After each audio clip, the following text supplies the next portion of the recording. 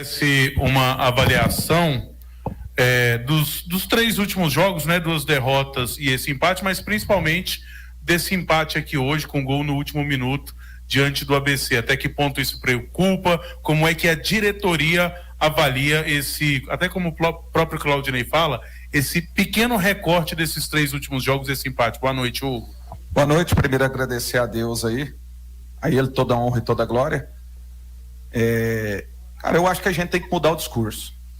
Vou ser bem franco com vocês, nós temos que mudar o discurso.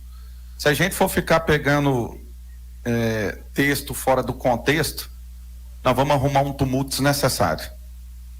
Nós temos que ser grato hoje aqui, por nós estarmos hoje finalizando o primeiro turno de um campeonato momentaneamente como segundo lugar e certamente finalizando dentro do G4. Então o que acontece? Eu fico muito à vontade para estar falando esse tipo de coisa, porque em todos os momentos, quando estávamos passando por, vamos dizer, uma sequência positiva, eu falava para as pessoas terem estômago para aguentar a sequência negativa. Porque você vai oscilar. Você vai oscilar. É impossível você imaginar que você vai manter num campeonato de 38 rodadas um nível de excelência quase que o Cruzeiro teve ano passado, que foi um ponto fora da curva. Então, nós precisamos ter estômago para isso. E todos, eu estou falando todos, é todos mesmo. É o torcedor, são nós da diretoria, são os jogadores, são os funcionários do clube, são vocês da imprensa. Vamos parar de ser ingrato. Não vamos ser ingrato. Porque o que nós estamos sendo hoje, eu vou ser bem sincero com esse tanto de crítico, nós estamos sendo tremendos ingratos. Lógico que ninguém está falando aqui que não tem que ligar sinal de alerta, ninguém está falando aqui que não tem que se preocupar com algumas coisas, que tem que buscar entender. Eu, particularmente, internamente, todas as vezes que nós temos jogado um terceiro jogo em sequência, a gente tem caído de rendimento, e cai porque é natural, é um time que corre demais. Quando você vai ter 3 jogos em sequência, você vai baixar o drive. Não tem como. É humanamente impossível. Igual foi hoje. 3 jogos em 7 dias com 2 viagens. Vai diminuir um pouquinho. A gente vai ter que achar um ponto de sermos um pouco mais estrategistas nesses jogos em que nós vamos ter que pensar nisso. Por exemplo, o próprio Ceará jogou contra a gente. O Ceará, ele trocou 5 jogadores. Porque não iria conseguir manter a mesma condição. E eu tenho muita confiança no nosso grupo. Eu falo para você tranquilamente, seguramente, que nós temos 2 jogadores por posição. Então, nós vamos precisar achar esse equilíbrio para, nessas principais partidas, a gente buscar ali, achar uma melhor estratégia. Jogo contra o Londrina, futebol é isso, meu amigo. Se futebol tivesse lógica, todo mundo estava rico apostando. Nós conseguimos perder um jogo no qual o adversário não chutou uma bola no gol. O gol que fez foi contra. Nós fomos para um jogo do Ceará, um jogo aberto, um jogo franco, no qual nós tivemos oportunidade e no final do jogo nós sofremos o gol. Assim como hoje nós achamos um gol no final. Num jogo também que o Denis não fez uma defesa. Então, vamos levantar a cabeça, vamos ser grato a Deus. O ser humano precisa entender que ele tem que ser fiel no muito e principalmente no pouco, para ele ser abençoado.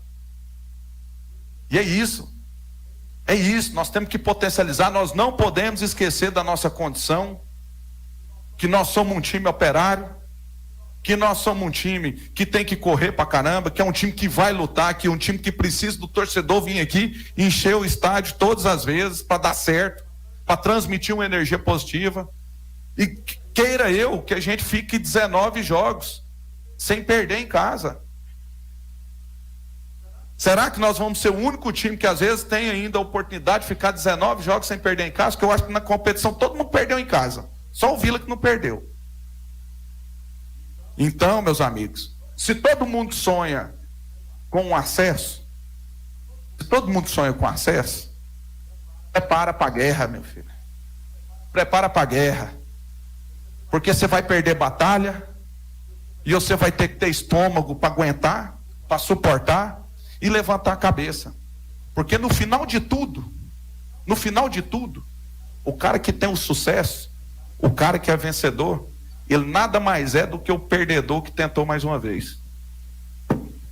Presidente, você recentemente falou de uma dívida fiscal, né? De R$1.200.000, eu acho, que poderia estar chegando e batendo as portas. Queria saber se tem alguma novidade sobre isso, e se esses 5 que estão fechando o turno em primeiro são os favoritos para subir. Não, para mim, os 12 primeiros do campeonato, quem está fechando aí o 12º é o CRB, não é? É o CRB, né? Que tem um jogo a menos e está com 25 pontos. Ele pega o Avaí no jogo que foi adiado e ele pode ir a 29. Ele está com 24 ou 25? 24, mas pode ir a 27. Então, no meu ponto de vista, dessa faixa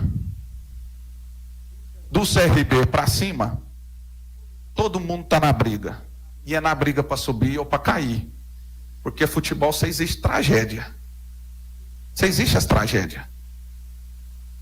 Então, todos desses, como eu te disse, na minha opinião, são pretensos candidatos a subirem. E não cravo nenhum que está no G4 com a garantia 100% de estar. Se fosse no começo do campeonato, eu responderia para você que alguns times, eles, para mim, eles estariam numa condição muito boa. Cito o Sport. E hoje o Sport momentaneamente está fora do G4. Isso não quer dizer que ao final ele não vai conseguir. Eu acho que o mais importante disso tudo, lógico que você tem a intenção de estar sempre dentro do G4. Mas se porventura você sair, que é onde você precisa ter o estômago, é você sempre estar ali perto.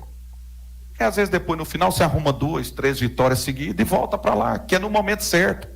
O importante é você estar lá no final da 38ª rodada. Então é momento de ter a tranquilidade. Alguns clubes, no meu ponto de vista, têm obrigação de subir. Obrigação de subir. Nós não temos obrigação nenhuma de subir. Nós temos, antes de concluir, nós temos condição de subir. Nós temos condição, e está claro. Por que eu falo para você que um é condição, outro é obrigação? Obrigação porque o cara pagou, está pagando, está investindo. Então, eu abro a tabela aqui para você e te pergunto, e te falo, aqui ó, tranquilamente, dos 4 que tem obrigação de subir, na minha opinião. Tranquilo, para mim não perder conta. Hoje, Vitória tem obrigação de subir.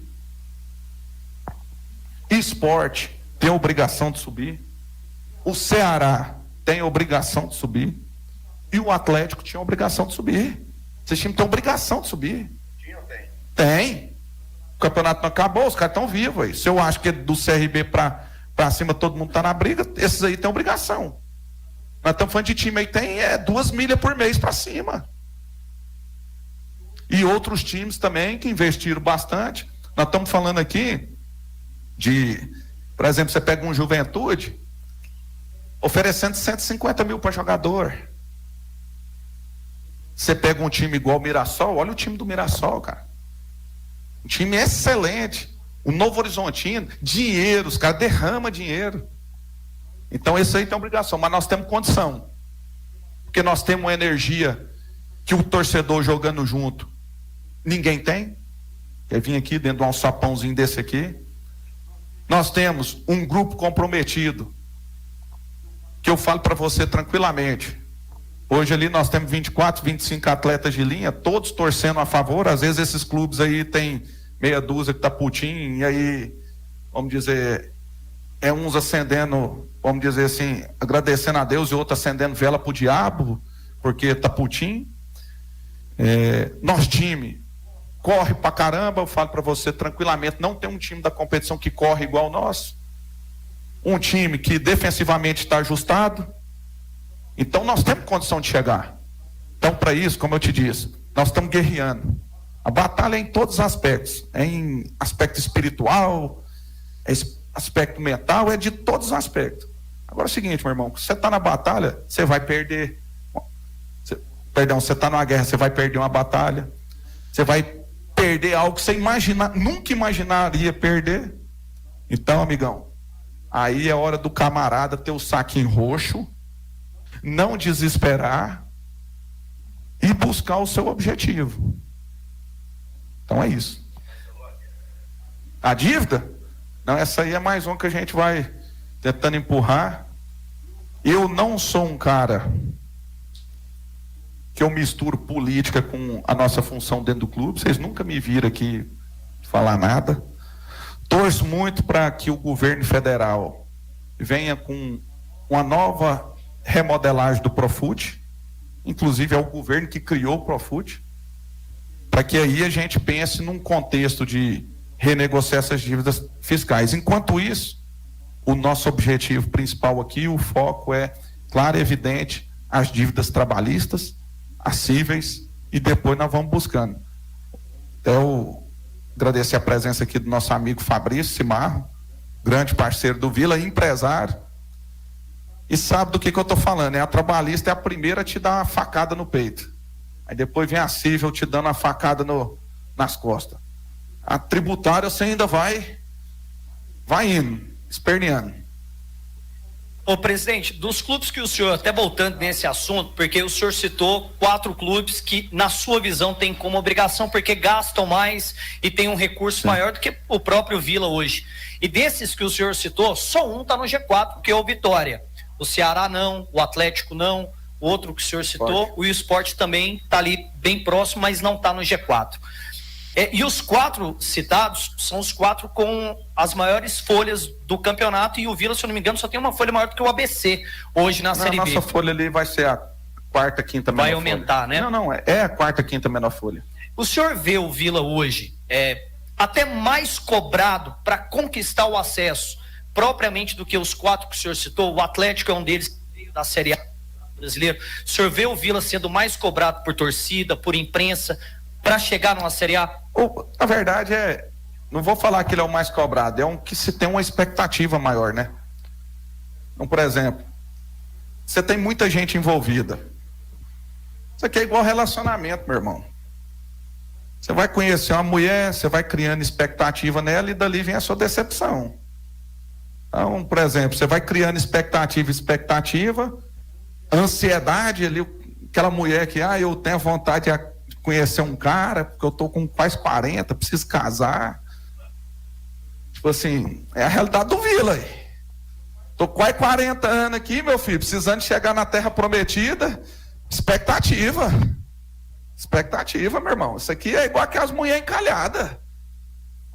Então, tipo assim, é diferente da novinha que larga do namoradinho lá e vai arrumar outro. Agora que ela tá 40 anos lá, perdeu a oportunidade, às vezes, da vida dela, entra em depressão.